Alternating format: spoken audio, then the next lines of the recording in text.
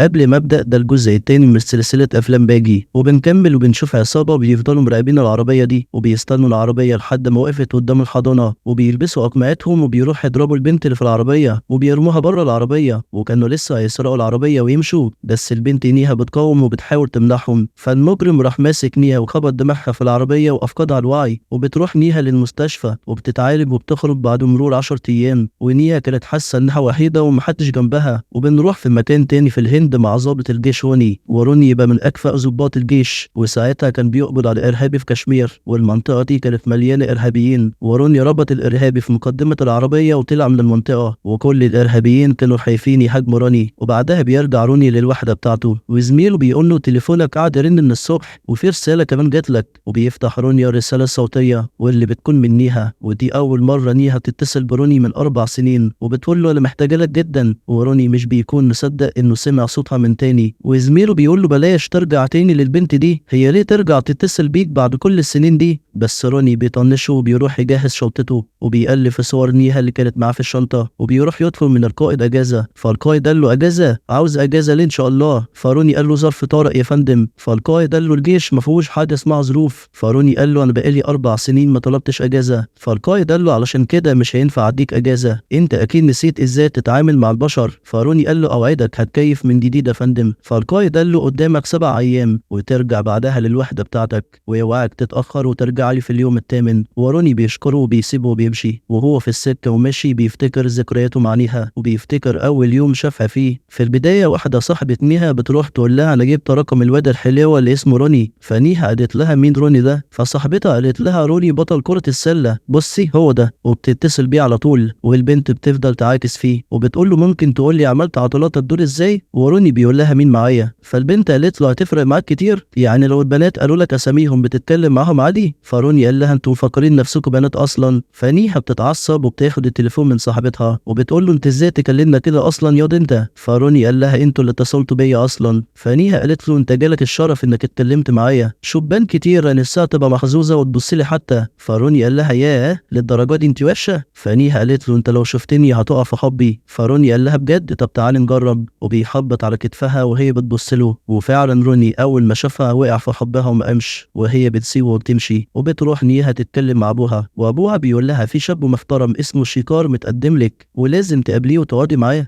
وساعتها بيظهر روني وبيعدي من فوق كبوت العربيه وبيقول لها انا فعلا وقعت في حبك، وروني بيبقى عارف عنها كل حاجه، وبيقول لها الطبيعي الشخص بيرضى بحد علشان 3 حاجات، اول حاجه فيكي انك بتشتغلي على نفسك وشاطره في الدراسه مش زي الباقي مقضيها لعب واحتفالات، والسبب التاني من قلبك كبير، وقصده قلبها فعلا مش حاجه تاني، وبيقول لها صاحبتك بطلت تيجي الجامعه علشان مش عارفه تدفع المصاريف، بس انت علشان قلبك كبير دفعت لها المصاريف، والسبب التالت ده هو طيبه قلبك فعلا، وبيفضل يغازل فيها وفي حلاوتها، وكل ده وابوها واقف، وروني لما بياخد باله بيسلم عليه وبيقول له عامل ايه يا حمايه؟ يبقى احفظ شكلي بقى علشان هتشوفني كتير الفتره الجايه، وبيسيبهم وبيمشي، وابوها بيقول لنيها ابعدي عن العيال الصيع اللي زي دي، وهي بتقول له ماشي. وتاني يوم روني كان بيلعب سله وبتجيله نيها وبتقول له انت يا مايكل جوردن اسمعني كويس علشان مش هعيد كلامي مرتين، اولا انت شايف نفسك قوي، وثانيا قعدت تقول كلام اهبل قدام ابويا، وثالثا عمال بتمشي ورايا وبتراقبني، وانا بكره الشباب اللي فيهم الصفات دي، بس حبيت فيك حاجه واحده انك بتقول اللي جواك بمنتهى الشجاعه، وبتكتب له رقمها على الكوره وبتقول له ده رقمي لو عوزت تقول لي اي حاجه تاني اتصل بيا، وبتضحك وبتسيبه وتمشي، ومن بعدها الحب بيولع في الذره، وبيقعدوا يكلموا بعض طول الوقت وبيخرجوا وبيقضوا اوقات حلوه، وروني بيوعدها وعد ابدي وبيقول لها انا هفضل احبك طول عمري مهما حصل، وهفضل جنبك طول الوقت، وحتى لو انا مش جنبك هفضل حواليكي في كل مكان، وايا كان اللي هيحصل عمري ما هسيبك او اتخلى عنك. وبعدها بيروحوا يحضروا فرح واحد صاحبهم وبيقعدوا يرقصوا ويغنوا، وبيخش عليهم ابو نيها وبياخد نيها وكان ماشي، بس روني بيمسك ايد نيها وبيقول لابوها انا بحب بنتك، فراح ابوها بيديله قلم على وشه، وروني بيتضايق وبيفتكر انه مش هيشوف نيها تاني، بس هي بتخبط عليه وبتجيله وبتقول له الفستان ده بتاع امي وقالت لي البسيه لما تتجوزي. تتجوزني يا روني؟ ايه ده انتوا عندكم الحريم اللي بتطلب الجواز من الرجاله؟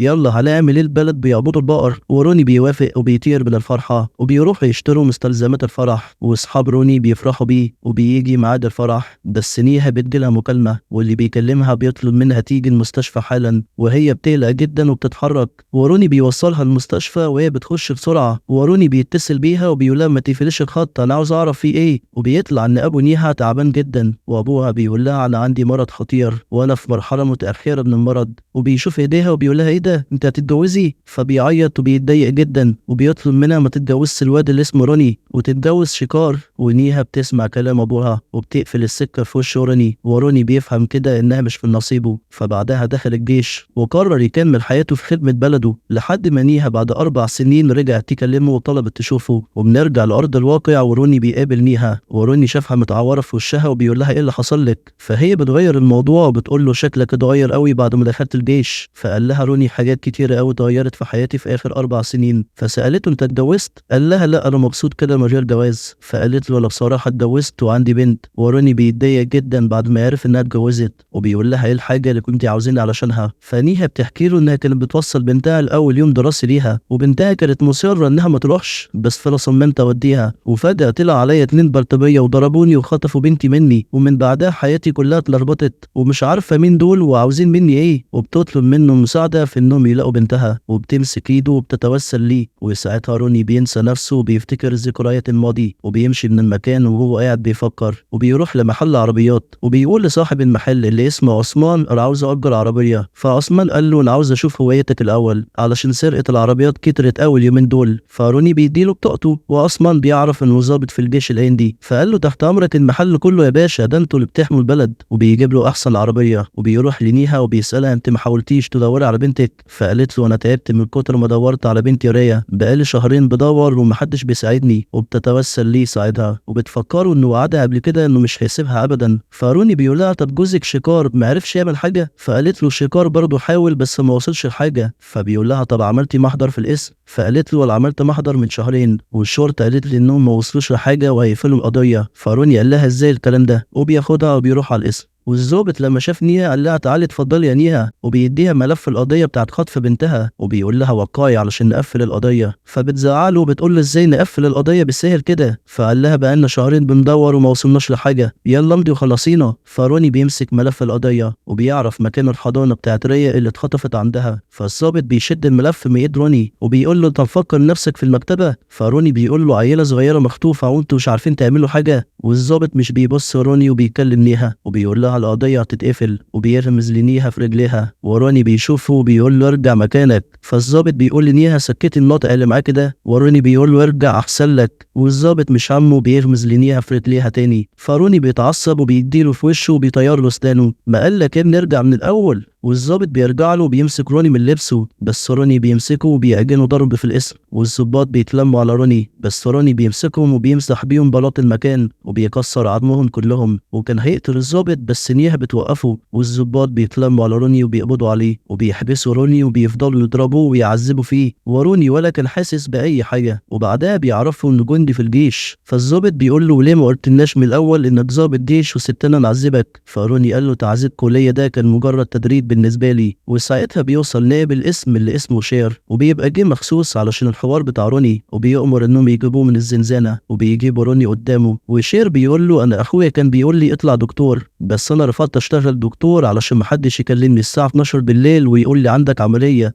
بس حتى وانا نائب الاسم صحوني بالليل بسببك. وبيقول له ازاي تمد ايدك على ضباط الشرطة، انت مش عارف ان ده غلط؟ فروني قال له الظابط نسى شغله ولا كنت بفكره، وموجب القانون انا محصن وما ينفعش تقبض عليا. بس شير بيقول له انت ظابط في الجيش بس واخد اجازة، واللي واخدين اجازة بيتعاملوا زي اي شخص مدني في الشارع. وبيقول له انا همشيك علشان القائد بتاعك صاحبي. وفعلا بعدها روني بيمشي من المكان وبيقرر يروح الحضانة بتاعت ريا بنت نيها. وبيروح للمديرة وبيقول لها في بنت صغيرة اتخطفت من الحضانة من شهرين. فالمديرة قالت له خطف؟ لا مفيش حد اتخطف من عندنا. فروني بيقول لها ازاي، وبيوريها صورة ريا بنت نيها. فالمديرة قالت له البنت دي مش تلميذة في الحضانة عندنا. وهنا روني بيتصدم ودماغه بتفضل تودي وتجيب، وبيخرج بره وبيلاقي في كاميرات في البيت اللي قصاده كشف الشارع بتاع الحضانة. فبيقول مع نفسه أكيد الكاميرات دي صورت البلطجية وهما بيخطفوا عربية نيها. فبيروح على طول لنيها وبيحكي لها باللي قالته المديرة. فنيها قالت له أكيد المديرة قالت كده علشان ما تتدخلش في حاجة وتعرض حياتها للخطر. فروني بيقول لها طب ينفع أتكلم مع شيكار جوزك؟ فنيها مرة واحدة نبرة صوتها بيعلى وبتقول له لا مش هينفع، هو ما يعرفش اللي ما بيننا. فروني قال لها طيب أنا عاوز صور لريا. فنيها قالت له معيش غير الصورة اللي اديتها لك. فقال لها ازاي يعني؟ ولا صور على الموبايل أو الفيسبوك حتى؟ قالت له لا مفيش. وروني بيستغرب جدا. وساعتها نيها بتشوف ان ساني وصل بعربيته، فبتقول له روني امشي بسرعة ساني جه. فقال لها مين ساني ده؟ قالت له ساني يبقى اخو شيكار وما ينفعش يشوفك عندي في البيت. فروني بيسمع كلامها وبيمشي وبيشوف ساني وهو داخل العمارة وكان شكله شخص غلط وشايل معاه مسدس. وساني بيخش على نيها وبيقول لها ازيك يا بيبي، بس نيها ما كانتش بتطيقه. وروني بيتسلل وبيشوف ساني من شباك البيت وبيشوفه وهو بيشد بودرة. ونيها بتتعصب على ساني وبتقول له امشي من هنا حالا، وبيسمع كلامها وبيمشي. وروني بيرجع لها وبيقول لها ايه اللي انا شفته ده؟ اديني رقمه وعنوانه عشان اتاكد انه ما يجيش يضايقك تاني. وفعلا بياخد رقمه وعنوانه وبيمشي. وبيقابل واحد جار لنيها وبيساله انت تعرف شيكار ومراته نيها؟ فالراجل قال له اه اعرفهم. فروني قال له شفت بنتهم اخر مره امتى؟ فالراجل قال له بنتهم هم مخلفين اصلا؟ انا عمري ما شفت عيال معاهم قبل كده. وروني بياخد الصدمه وبيمشي وبيروح يتصل برقم ساني وبيقول له من شهرين بنت اخوك اتخطفت،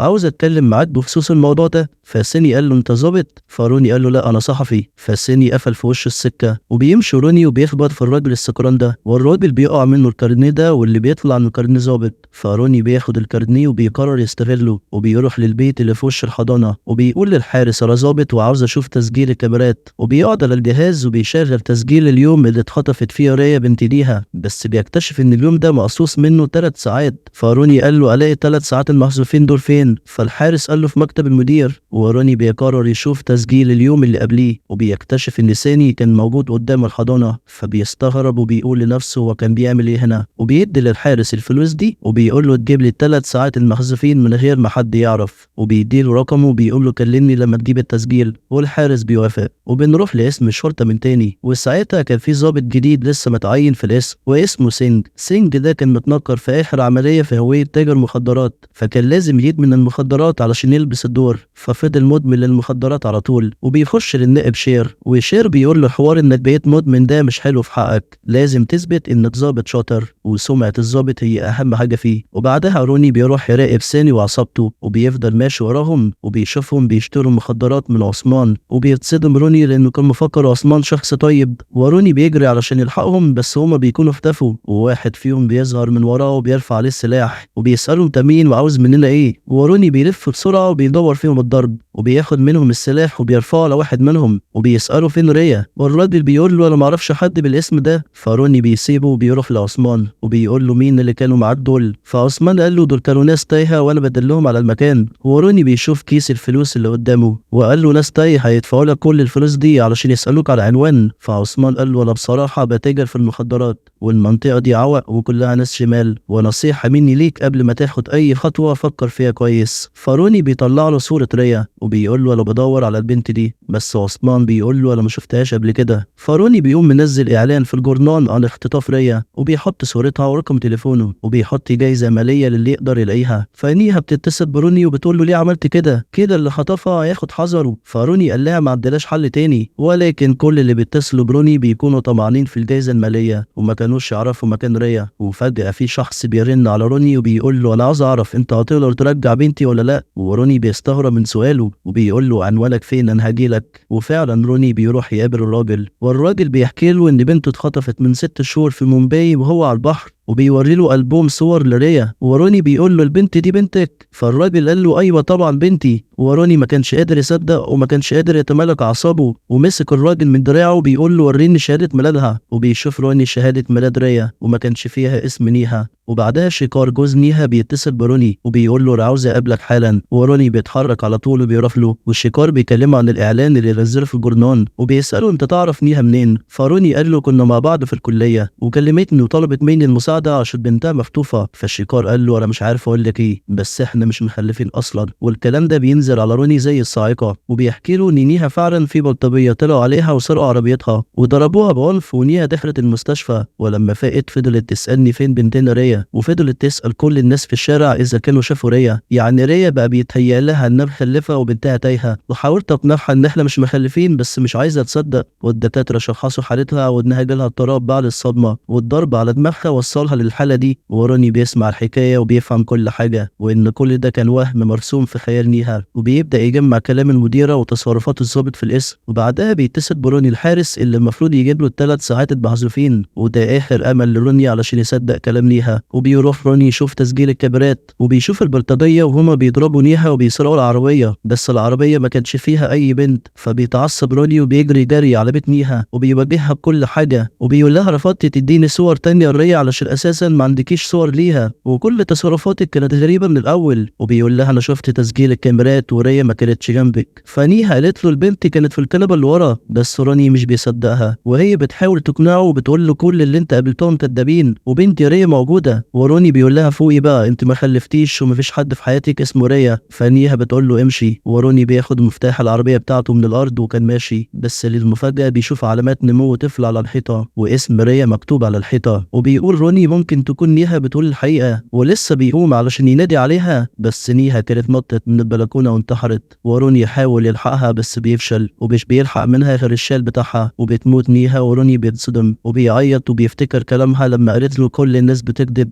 والظابط سينجي بيتولى التحقيق في قضية انتحار نيها، وبيحقق مع الشيكار وبيسأله انت خليت مراتك تنتحر؟ والشيكار بينكر الاتهام ده. وسينجي بيعرف منه ان سيني كان بيجي البيت. وسينجي بيمشي وبيقول للظابط ان الشيكار بيقول الحقيقة وهو ما قتلش نيها، بس عينه كانت مليانة كده، ولا متأكد ان في تفاصيل كتيرة في القضية دي. وبيخلي المساعد بتاعه يكشف عن موبايل نيها ويعرف هي كانت بتكلم مين. وبعد ما كشفوا على التليفون عرفوا ان اخر مكالمة كانت مع روني، وبيعرفوا عنوان روني وبيتحركوا علشان يحققوا معاه. وروني في نفس الوقت كان في حالة اكتئاب كبيرة. والباب بيخبط بس مش بيكون البوليس، بيكون عثمان. وعثمان بيقول له عندي كلام مهم عاوز اقوله لك. نيها كانت مخلفة بنت فعلا اسمها ريا. فروني بيتعصب عليه وبيمسكه من هدومه وبيقول له اتكلم. وعثمان بيقول له نيها ما كانتش مجنونة، كلامها كان صح. ساني هو اللي عمل كل الحكاية دي. وفي يوم وانا باخد بضاعة من ساني شفت رجالته وهم واصلين ومعاهم بنت صغيرة، وساني اداني ملمين وقال لي اقفل بقك والا هموتك. فكنت خايف جدا وسمعت الكلام، بس ما كنتش اتخيل ان ده هيخلي واحدة تنتحر. وفي نفس الوقت بيوصلوا رجالة مسلحين الفندق اللي فيه روني، وكانوا جايين علشان يقتلوه. واللي بعتهم كانوا الراجل اللي كلم روني وقال له ريا تبقى بنتي، بس الراجلين دول بيقتلوا واحد تاني بالغلط مش روني. وروني بيقول له عثمان الحيوان اللي اسمه ساني ده الاقيه فين؟ وعثمان بيدله على مكانه، وبيركبوا الاسانسير مع الراجلين اللي كانوا جايين يقتلوا روني. وساعتها سينجي بيتصل بروني وبيقول له انت فين؟ فروني قال له انا في الفندق. فسينجي قال له خليك عندك ما تتحركش انا جاي لك. بس روني بيقفل معاه وبيمشي علشان يوصل لساني، وبيطلع من باب وسينجي بيخش من الباب التاني. وبيوصل روني لساني وبيقول له فين ريا؟ فساني بيقوم رجالته يضربوا روني، بس يضربوا مين؟ روني هو اللي بيمسكهم وبينفضهم كلهم. وساني بيطلع يجري وروني بيطلع يجري وراه. وسينجي بيعرف باللي حصل وبيأمر جميع الوحدات انها تقبض عليهم. وساني وروني بيطلعوا على الطريق، وساني بينط على الاتوبيس ده وروني بيفضل وراه ومش سايبه لحد ما ساني تعب من الجري. وروني مسكه ونزل فيه ضرب في وشه، والشرطه بتبقى وصلت وبالعافيه شال روني قبل ما كان هيموت ساني، وبيقبضوا عليهم هما الاثنين. وسينجي بيقول له روني انا مش قلت لك تستنى في الفندق؟ وروني بيقول له استنى ايه؟ استنى لحد ما يقتل ريا. وسينجي بيقول له انت كنت موجود ساعه ما نيها انتحرت؟ فروني قال له كنت هتعمل ايه لو بنتك اللي اتخطفت؟ وسينجي اتحنق من روني ورماه في الزنزانه. وروني بيفضل متعصب وبيقول له انتم المفروض خدامين الشعب، مش ترموا الناس البريئه في السجن. وسينجي قال له اهدى بدل ما اقوم لك. فروني قال له انت بتتكلم كده عشان انت حابسني، بس لو نزلت لي راجل لراجل هعرفك مقامك. فسينجي بيقوم وبيفتح الزنزانه، وفعلا الاثنين بينزلوا ضرب في بعض، بس روني كان اقوى منه بكتير وبيعجنه لحد ما البوليس اتدخل ومسكوا روني، والنائب شير بيتدخل. وروني قال لهم خدتوا كام رشوه علشان تسكتوا على الحق؟ فالشير قال له تقصد ايه؟ فروني قال لهم ساني اللي انتوا سبتوه يمشي هو اللي خطف بنت نيها. فالشير قال له عندك دليل على كلامك؟ قال له عثمان. وفعلا بيجيبوا عثمان لعثمان، وعثمان بيقول الحقيقة وإنه شاف رجالة ساني خاطفين ريا. فالشير قال له هتقول الكلام ده في المحكمة قدام القاضي؟ قال له هقول. فبيجيبوا ساني علشان يحققوا معاه، وسنج كان عاوز يحقق معاه بس الشير رفض وقال له أنا اللي هحقق معاه. وبيخشوا بيسألوا فين ريا، فساني بيكذب وبيقول له معرفش حد بالاسم ده، وبيقول له هات سيجارة، وبيكون ساني مهلوس من المخدرات اللي بيشربها وبيتجنن وصوته بيعلى، وكان هيقوم يضرب النائب شير بس سنج بيتدخل وبيرفع عليه السلاح وكان هيضربه بس شير بيمنعه. وساعتها ساني سرق السلاح بتاع شير ورفعه عليه، بس شير كان معاه سلاح تاني وقتل ساني بسرعة. وروني بيخش جاري وما كانش عاوز ساني يموت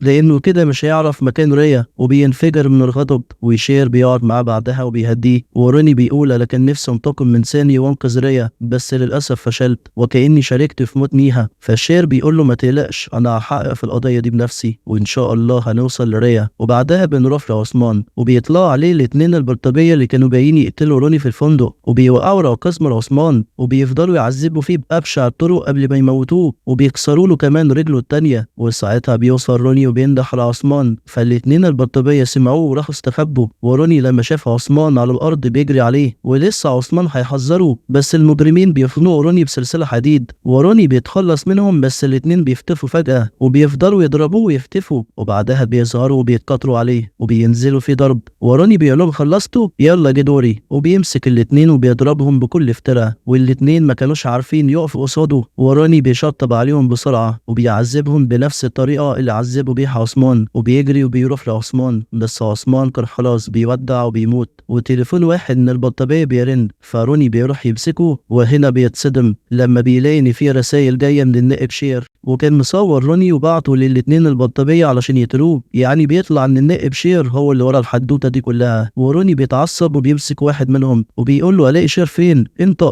فالبلطجي قال له هتلاقيه في الغابة بس حواليه في رجالة مسلحة كتيرة جدا ولا أكنها قاعدة عسكرية تبع الجيش. وروني بيخلص عليه وبيتحرك للغابة، وفي نفس الوقت الضابط سينج بيشوف تسجيل الكاميرات يوم ما نيها ماتت، وبيشوف روني في الكاميرات وبيعرف انه كان موجود عندها، فبيتحرك علشان يقبض عليه. وبيوصل روني عند حدود الغابة وعلى طول 3 عربيات بتلتف حواليه، بس روني بيلبسهم في بعض وبيوصل بعدها الغابة وبيبدأ يقتل في رجالة شير واحد ورا التاني، وبعدها بيخش على اللي بعده. وشير بيعرف ان روني وصل وبيقول لرجالته خلصوا عليه علشان نعتبره شهيد، بس طبعا ده مش بيحصل، وروني هو اللي بيشهد على موتهم وبيخش على الرجاله اللي بعديهم وبيقتلهم هم كمان، وبيباغت اللي واقفين في الميه وبيخلص عليهم. وفي الوقت ده بيوصل القائد بتاع روني في الجيش وبيقابل الضابط سينج وبيساله قبضتوا على روني ولا لسه؟ فسينج قال له لسه بس ان شاء الله يا هنقبض عليه يا هنقتله. فالقائد قال له تقتل مين يا حبيبي؟ انا جاي احذركم من روني ده جيش لوحده ويقوم بيكوا كلكم. فسينج قال له انا سلاحي في طلقه واحده ولا طلقتي ما بتخيبش. وروني ساعتها بيخش اوضه الاسلحه وبياخد الاسلحه اللي هو عاوزها وبيفجر الاوضه، وبيطلع بعدها على رجاله شير وبيفضي خزنه الاسلحه عليهم، وبعدها اسلحته بتخلص وبيرميها. بس لو سلاح روني خلص في ايده ب1000 سلاح، وبيخش يعارك الرجاله دي وبيخش على رجاله بتعاركوا بالسكاكين بس اخرهم بيقطعوا له التيشيرت، وروني بيخلص عليهم بكل سهوله. وشير بيحاول يكلم رجالته بس محدش بيرد علشان بيموتوا، وروني لسه مكمل ومحدش قادر عليه. وبتوصل طياره فيها رجاله معاهم سلاح بيضرب 650 طلقه في الدقيقه، وروني ما شاء الله بيفادي الرصاص كله وبينط جوه الطياره وبيكسر عظم الرجاله اللي جوه وبيرميهم وبيسيطر على الطياره وبيدمر المعسكر بالكامل. بس في رجاله بتبقى لسه عايشه وبيضربوا على الطياره نار والطياره بتقع وبتتدمر، وروني بيكون خرج منها وبيخش البيت اللي فيه شير، وفي رجاله بتقف في سكته بس روني بيقتلهم على السريع، وبيبقى روني تعب جدا وبيجيب دم بس لسه مكمل. وبيخش عليه واحد عملاق وكان عاوز يقتله بالسكينه بس روني بيصده وبيمسك ايده، فالراجل بيديله بروسيه بس سبحان الله الراجل هو اللي بيموت لما ادى الروسيه لروني، ومش بيتبقى غير 4 رجاله بيكتفوا روني، بس روني بيضربهم كلهم برجله وعظم رجلهم كله بيتكسر. وشاف قدامه الراجل اللي قال له انا ابو ريا، فقال له انت بقى ابو ريا، خد دي علشان ما تبقاش اب تاني، وخد دي واتكل على الله. ولكن ساعتها بيظهر شير وبيضرب روني بالنار والرصاصه بتيجي في بطنه، بس اكيد روني مش هيموت موته تافهه زي دي، وبيجي جنبه بيقول له انا مش قلت لك انا هحقق في القضيه واخلع انت من القصه دي؟ وبيساله انت عاوز ايه؟ فروني قال له عاوز ريا، فشير قال له ريا عايشه، عاوز حاجه تاني؟ وبيبدا شير يحكي له هو ليه خطف ريا، وبيحكي له انه بقى بيتاجر في المخدرات علشان زهق من شغلانته وعاوز مصدر دخل تاني، وجات له فرصه ذهبيه عن طريق ريا، وانه في يوم راح المخزن عند عند ساني وخد منه صندوق مخدرات، وسمع ساعتها صوت بنت بتعيط، وراح شاف واحد رافع السلاح على ريا وكان هيقتلها، بس انا اتدخلت وقتلت الراجل ده وخدت ساني معايا ورحت الشكار وقلت له الحق اخوك كان عاوز يقتل بنتك، بس طلع ان شكار هو اللي امر ساني يخطف ريا علشان شكار ما كانش بيحب بنته اطلاقا، ولكنه ما امرش ساني يقتلها. وشير ساعتها طمع وجات له فكره، وشير قال له انا مش مهتم اذا كنت بتحب بنتك ولا لا، قال عندي بضاعه كبيره قربت توصل، وبما انك صاحب شركه شحن كبيره هتخلص لي القصه دي وهتجيب لي البضاعه بتاعتي، وانا هفضل حابس بنتك عندي لحد ما تجيب البضاعه. والشيكار قال له الكميه كبيره وهتقعد شهرين علشان توصل، فشير قال له شهرين البنت هتفضل عندي لحد ما البضاعه توصل. وشير بيقول روني الغريب ان الشيكار كان بيكره مراته وبنته جدا وكان عاوز يقتلهم، ولما العصابه خطفت ريا راح حرق كل حاجه تخص ريا ومحى اي اثر لوجودها، وراح اقنع جيرانه وكل الناس اللي حواليه ان ريا بنته ماتت، ونيا حاليا في غيبوبه وما ينفعش تصحى وتعرف ان ريا ماتت، فاحنا هنمثل عليها انها ما كانتش مخلفه وانها مريضه ومحتاجه تتعالج. وفضل يتوسل ليهم واقنعهم انهم يكذبوا ويقولوا ان نيها ما خلفتش، وراح ادى رشوه للمديره والحارس بتاع الكاميرات ومسح ال3 ساعات اللي على الكاميرات. وشير بنفسه امر بقفل القضيه بتاعت خطف ريا، وانا اللي قلت لساني خد السلاح مني علشان يكون ليا مبرر ان يقتله، ودي كانت الحقيقه وخطه شير. بس روني بيقول له انت عملت كل حاجه صح الا انك تخطف ريا وتخليها عندك، وبيقوم وبيمسكه من رقبته وبينزل في ضرب يمين وشمال، وهو بيضربه كان بيفتكر نيها وانها ماتت بسببهم. والشير بيقع وبياخد سلاحه من على الارض وكان هيقتله، ولكن ساعتها بيوصل الضابط سينج وبيقتل شير. وروني بيقول له لا ما تموتش وقول لي مكان ريا فين، وقائد الجيش بيجي وبيهدي روني وبيقول له خلاص الحرب انتهت. وروني بيعيط وبيقول له لسه ما لقيتش ريا، وسينج بيقول له القائد مش قلت لك رصاصتي ما بتخيبش ابدا. وساعتها بتظهر ريا وروني بيشوفها وبيغمى عليه، وبعدها بياخدوا روني على المستشفى. والضابط سينج بيجي وبيحكي روني اخر سطر في الحكايه، وانه راح قبض على الشيكار وحقق معاه، والشيكار حكى له انه في يوم راح للدكتور وعرف منها انه عقيم ومش بيخلف، فالشيكار قال لها ازاي انا مخلف بنت، فالدكتوره قالت له مستحيل تكون بنتك. وسينج بيقول لروني اتمنى تكون فهمت ليه نيها اختارتك انت علشان ترجع بنتها علشان ريا تبقى بنتك انت كمان. وبيطلع ان لما نيها قالت له انا مش هقدر اتجوزك وهتجوز شيكار، وروني خدها ولعبوا عريس وعروسه، فنيها حملت وخلفت ريا. والشيكار لما عرف انها مش بنته قرر ينتقم من نيها ويخلص من ريا، وباقي الحكايه تعرفها. وروني بيتصدم صدمه عمره، وبيروح روني يشوف بنته ريا وما كانش مصدق نفسه وبيتخيل بوجود نيها جنبه. وبكده نكون وصلنا لنهايه الجزء الثاني، واستنونا في ملخص الجزء الثالث والاخير. ولو عجبتكم الحلقه ما تنسوش تعملوا لايك وتشتركوا في القناه، وباي باي.